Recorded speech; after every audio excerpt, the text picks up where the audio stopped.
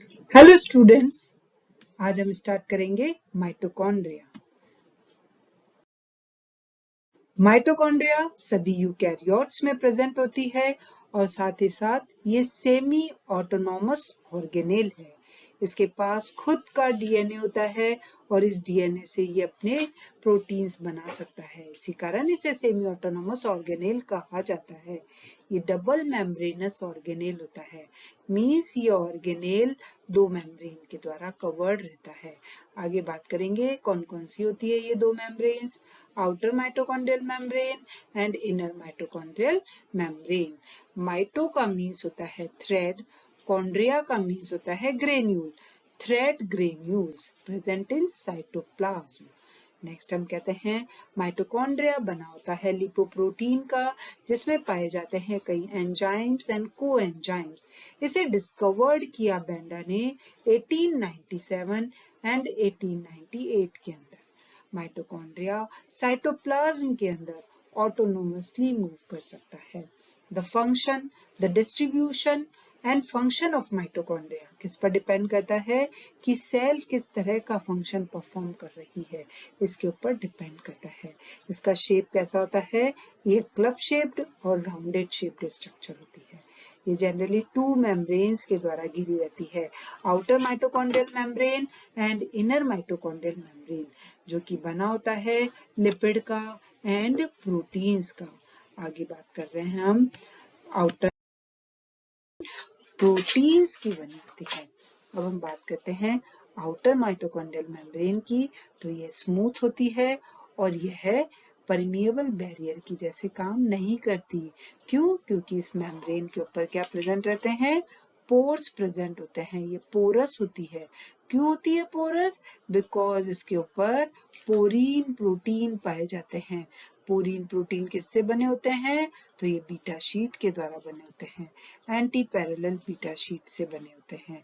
और इससे less than 1000 Dalton's के मॉलिक्यूल्स आसानी से पास आउट हो सकते हैं।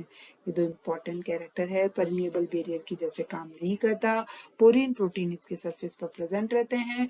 लेस देन 1000 किलो डाल्टन्स के प्रोटीन आसानी से इससे मॉलिक्यूल्स इसके द्वारा मूव कर सकते हैं। सेकेंड मेम्ब्रेन जो इनर वाली मेम्ब्रेन है, this is known as inner mitochondrial membrane.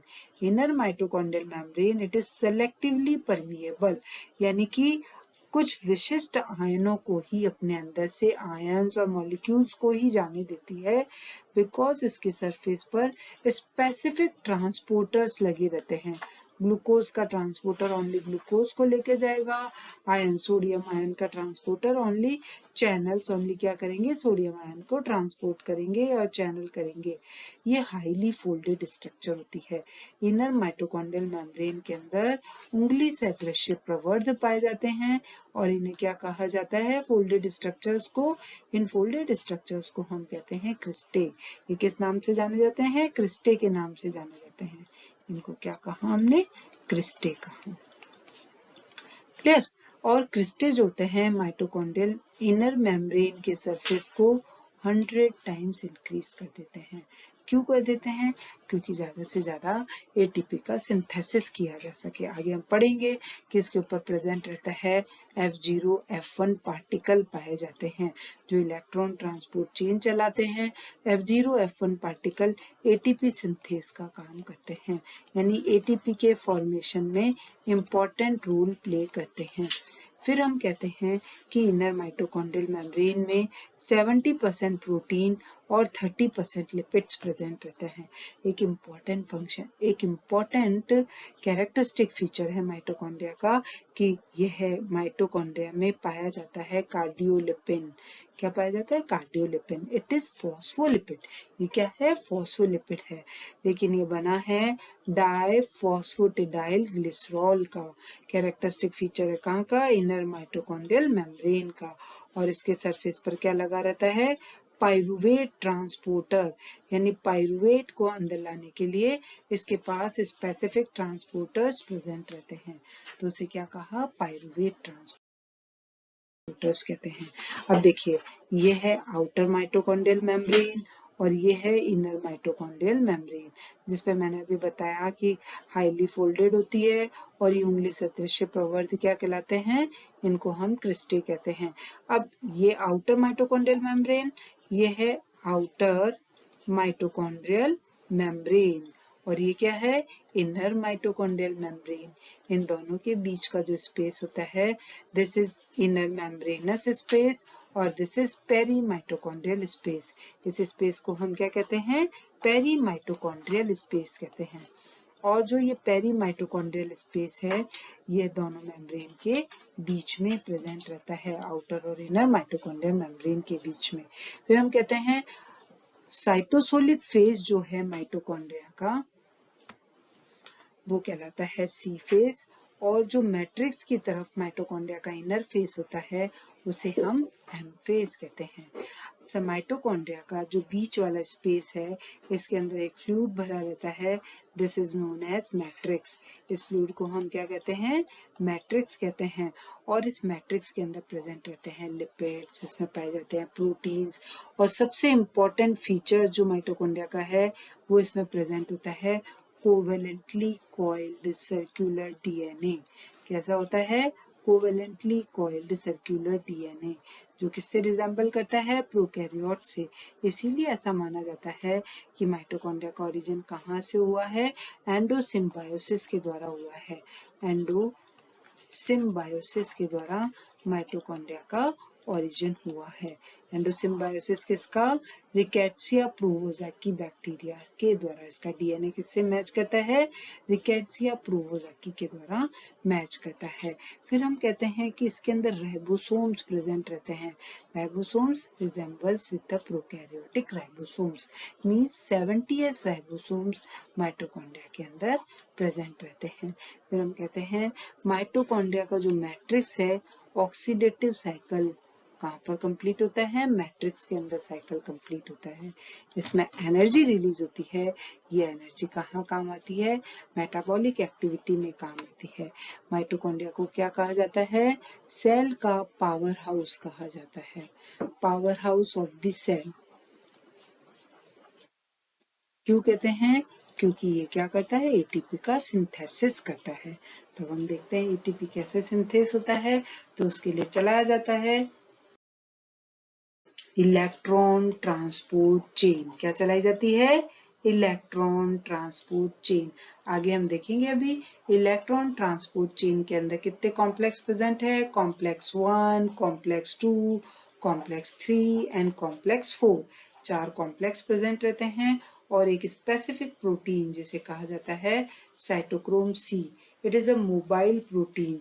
ये कैसा प्रोटीन है, cytochrome C is the mobile protein. कैसा प्रोटीन है, इट इज मोबाइल प्रोटीन, जो ओनली माइटोकॉन्ड्रिया के अंदर प्रेजेंट रहता है। जब तक ये माइटोकॉन्ड्रियल मेम्ब्रेन से प्रेजेंट है, ईटीसी से कॉम्प्लेक्स 3 से कॉम्प्लेक्स 4 के पास इलेक्ट्रॉन्स का ट्रांसपोर्ट करता है।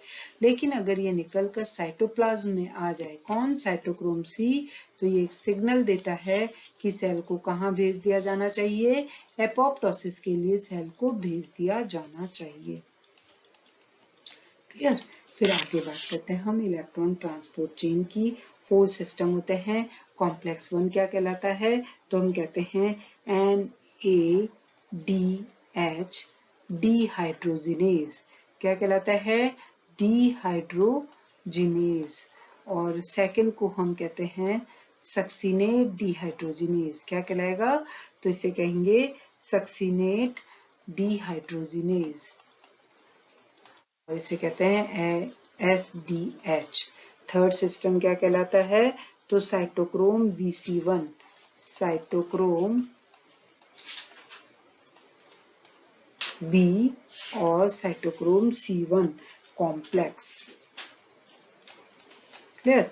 और 4 को हम कहते हैं साइटोक्रोम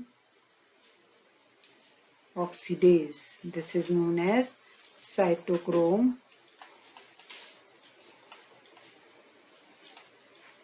ऑक्सीडेज।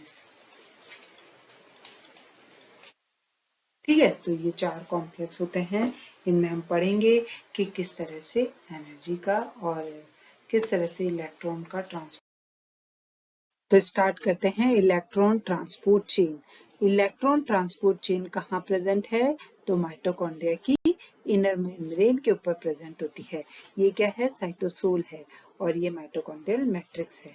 फिर हम बात करते हैं कि सबसे पहले कॉम्प्लेक्स 1 सिस्टम कहाँ प्रेजेंट है? माइटोकॉन्ड्रियल इनर मेम्ब्रेन पर। फिर क्या है? कॉम्प्लेक्स 2, फिर क्या है? कॉम्प्लेक्स 3 और यहाँ लगा रहता है एटीपी सिंथेस। तो जो कॉम्प्लेक्स 1 सिस्टम होता है उसके लिए हम कहते हैं ये NADH डिहाइड्रोजिनेज। क्या है? NADH dehydrogenase. ये क्या करता है? NADH से हाइड्रोजन को लेता है और NADH को कन्वर्ट कर देता है NAD के अंदर। और ये इलेक्ट्रॉन जो रिलीज होते हैं ये जाते हैं FMN के पास, फ्लेविन मोनोन्यूक्लियोटाइड के पास, और यहाँ से जाते हैं FES के पास। FES इलेक्ट्रॉन्स को भेज देता है कोएंजाइम Q के पास में। कोएंजाइम Q इलेक्ट्रॉन्स को ट्रांसपोर्ट कॉम्प्लेक्स 1 से कॉम्प्लेक्स 2 के पास में कॉम्प्लेक्स 3 के पास ट्रांसपोर्ट करता है। This is complex 3 and this is complex 4। अब ये जब कॉम्प्लेक्स 3 के पास इलेक्ट्रॉन्स आ जाते हैं तो वो पहले साइटोक्रोम बी के पास जाते हैं। Electrons move to the cytochrome B and cytochrome B से इलेक्ट्रॉन्स जाते हैं साइटोक्रोम C1 के पास में, और साइटोक्रोम C से इलेक्ट्रॉन पहुंचते हैं साइटोक्रोम C के पास। NADH रिडक्टेज डिहाइड्रोजिनेज जो होता है फर्स्ट कॉम्प्लेक्स है, जब 2 इलेक्ट्रॉन को ट्रांसपोर्ट करता है तो 4 हाइड्रोजन आयन को कहाँ पंप कर देता है? माइटोकॉन्ड्रियल मैट्रिक्स के अंदर पंप कर देता है। इसी तरह से यूबिक्विनोन इलेक्ट्रॉन्स को किसको दे देता है? साइटोक्रोम बी को, और साइटोक्रोम बी से कहाँ जाते हैं? साइटोक्रोम C1 के पास जाते हैं। अब साइटोक्रोम C से इलेक्ट्रॉन पहुंचते हैं साइटोक्रोम C के पास। तो इस पूरे प्रोसेस में कॉम्प्लेक्स थर्ड भी 4 हाइड्रोजन आयन को माइटोकॉन्ड्रियल मैट्रिक्स में भेजता है। साइटोक्रोम C कैसा प्रोटीन है? It is a mobile protein जो कहाँ प्रेजेंट होता है? इनर माइटोकॉन्ड्रियल मेम्ब्रेन के आउटर लीफलेट के ऊपर प्रेजेंट होता है। और क्या कर सकता है? ये मोबाइल प्रोटीन है, पेरिफेरल प्रोटीन है, साथ ही साथ इसके लिए हम क्या कहते हैं कि कंजर्व्ड प्रोटीन है। अगर ये माइटोकॉन्ड्रियल मेम्ब्रेन से बाहर निकल जाता है तो ये क्या शो करता है? ये सिग्नल देता है अपोप्टोसिस का, जिसके कारण सेल को कहाँ भेज दिया जाता है? अपोप्टोसिस के लिए भेज दिया जाता है। ये साइटोक्रोम C इलेक्ट्रॉन्स को लेकर ट्रांसपोर्ट कर देता है साइटोक्रोम A के पास में, और साइटोक्रोम A से इलेक्ट्रॉन जाते हैं साइटोक्रोम A3 के पास। और जैसे ही इलेक्ट्रॉन साइटोक्रोम A3 के पास पहुंचते हैं, ऑक्सीजन को, मॉलिक्यूलर ऑक्सीजन को इलेक्ट्रॉन्स को ट्रांसफर कर दिया जाता है, जिसके कारण हाइड्रोजन आयन और 2 ऑक्सीजन मॉलिक्यूल मिलकर, हाफ ऑक्सीजन मॉलिक्यूल मिलकर क्या बना लेते हैं? एक वाटर मॉलिक्यूल बनाते हैं। तो इस प्रोसेस में 2 इलेक्ट्रॉन का ट्रांसपोर्ट हुआ, बट 2 इलेक्ट्रॉन यहाँ पर 2 हाइड्रोजन आयन यहाँ यूज आ जाते हैं, तो ओनली 2 हाइड्रोजन आयन को ही पेरीमाइटोकॉन्ड्रियल स्पेस में भेजा जाता है। तो इन 3 कॉम्प्लेक्स के द्वारा कितने हाइड्रोजन आयन मैट्रिक्स से कहाँ पहुंचे? पेरीमाइटोकॉन्ड्रियल स्पेस में, और हम कह सकते हैं साइटोसोल के अंदर। तो कितने हाइड्रोजन आयन है? टोटल 10 हाइड्रोजन आयन पहुंच जाते हैं पेरीमाइटोकॉन्ड्रियल स्पेस में। अब क्या होता है कि चूंकि बाहर की तुलना में, अंदर की तुलना में बाहर हाइड्रोजन आयन कंसंट्रेशन ज्यादा हो जाती है, प्रोटोन मोटिव फोर्स डेवलप हो जाता है। तो यहाँ क्या डेवलप होता है? Proton motive force. ये प्रोटोन मोटिव फोर्स जो होता है हाइड्रोजन आयन को एटीपी सिंथेज के द्वारा अंदर की ओर भेजता है। तो जैसे ही एटीपी सिंथेज जो कि F0 F1 पार्टिकल से बना होता है, हाइड्रोजन आयन के अंदर जाने के कारण टरबाइन की जैसे रोटेट होता है, और 3 हाइड्रोजन आयन से कितने? टोटल 3 हाइड्रोजन आयन से 1 एटीपी का फॉर्मेशन होता है। साथ ही साथ 1 hydrogen ion required for inorganic phosphate. Inorganic phosphate को बाहर से अंदर लाने के लिए 1 हाइड्रोजन आयन की जरूरत रहती है। तो कौन अंदर आ जाता है? Inorganic phosphate. और यह इनऑर्गेनिक फॉस्फेट एटीपी के साथ जुड़कर फॉर्मेशन कर देता है किसका? एटीपी का। और यानी कि एक एटीपी को बनाने में कितने हाइड्रोजन आयन लगते हैं? 4 हाइड्रोजन आयन लग जाते हैं एक एटीपी को बनाने में। तो इस तरह से इलेक्ट्रॉन्स ट्रांसपोर्ट चेन के द्वारा इलेक्ट्रॉन्स का मूवमेंट होता है और प्रोटॉन मोटिव फोर्स और एक ग्रेडियंट डेवलप होता है प्रोटॉन्स का, जिसके कारण से एनर्जी जनरेट होती है। नेक्स्ट हम बात करते हैं कॉम्प्लेक्स सिस्टम। वही बात है इलेक्ट्रॉन ट्रांसपोर्ट की, लेकिन यहाँ कॉम्प्लेक्स 1 की जगह कौन सा सिस्टम काम आ रहा है, कॉम्प्लेक्स 2। और ये कौन सा सिस्टम है, कॉम्प्लेक्स 3। और ये कौन सा सिस्टम है, कॉम्प्लेक्स 4। तो जब कॉम्प्लेक्स 2 सिस्टम काम आता है तो हम कहते हैं FADH2 से कन्वर्जन हो जाता है FAD के अंदर। इलेक्ट्रॉन्स FAD से किसको दे देता है, FADH2 से FAD बन जाता है और हाइड्रोजन आयन दो इलेक्ट्रॉन्स को, इस पूरे प्रोसेस के अंदर 2 इलेक्ट्रॉन रिलीज होते हैं और फिर हम कहते हैं कि सक्सीनेट से बन जाता है फ्यूमरेट। क्या बनता है, फ्यूमरेट का फॉर्मेशन हो जाता है। और ये जो फ्यूमरेट बनता है ये किसमें, क्रेब्स साइकिल के अंदर काम आता है। FADH2 FDH में कन्वर्ट हो जाता है, FADH2 convert into the FAD के अंदर कन्वर्ट हो जाता है। किस में कन्वर्ट होता है, तो FAD के अंदर कन्वर्ट हो जाता है और ये इलेक्ट्रॉन्स दे दिए जाते हैं कोएंजाइम Q को। और कोएंजाइम Q इन इलेक्ट्रॉन्स को पहुंचा देता है साइटोक्रोम B के पास में। कहाँ पहुंचाता है, B के पास। B इलेक्ट्रॉन्स को कहा देता है साइटोक्रोम C1 के पास। वही सेम प्रोसेस जो पहले वाले साइकिल में चला था। और ये C1 से इलेक्ट्रॉन जाते हैं साइटोक्रोम C के पास। ये वापस बता देती हूँ, ये एक मोबाइल प्रोटीन है। मोबाइल प्रोटीन होने के साथ साथ में कंजर्व्ड प्रोटीन है। और साइटोक्रोम C क्या करता है, इलेक्ट्रॉन्स को ट्रांसपोर्ट कर देता है साइटोक्रोम A के पास में। और साइटोक्रोम A से इलेक्ट्रॉन चले जाते हैं साइटोक्रोम A3 के पास।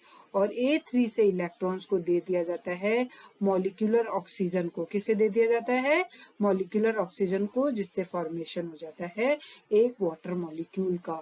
और 4 हाइड्रोजन आयन को कहाँ रिलीज कर दिया जाता है, पेरीमाइटोकॉन्ड्रियल 2 हाइड्रोजन आयन को पेरीमाइटोकॉन्ड्रियल स्पेस में फ्री कर दिया जाता है और यहाँ पर बनते हैं 4 हाइड्रोजन आयन। तो इस प्रोसेस के द्वारा टोटल 6 हाइड्रोजन आयन ट्रांसपोर्ट होते हैं। कहाँ ट्रांसपोर्ट होते हैं, पेरीमाइटोकॉन्ड्रियल स्पेस में और हम कह सकते हैं साइटोसोल के अंदर। ये 6 हाइड्रोजन आयन अगेन प्रोटॉन का ग्रेडियंट डेवलप करते हैं और ATP से ट्रांसपोर्ट होता है ATP सिंथेस के द्वारा। ये क्या है, F1 F0 पार्टिकल और ATP सिंथेस, जिसके द्वारा हाइड्रोजन आयन अंदर मूव करते हैं, टरबाइन रोटेट होती है और ATP से फॉर्मेशन होता है किसका, ADP से बनता है ATP। और ATP बनेगा, ATP बनते ही इसी कारण माइटोकॉन्ड्रिया को क्या कहा जाता है, सेल का पावर हाउस कहा जाता है।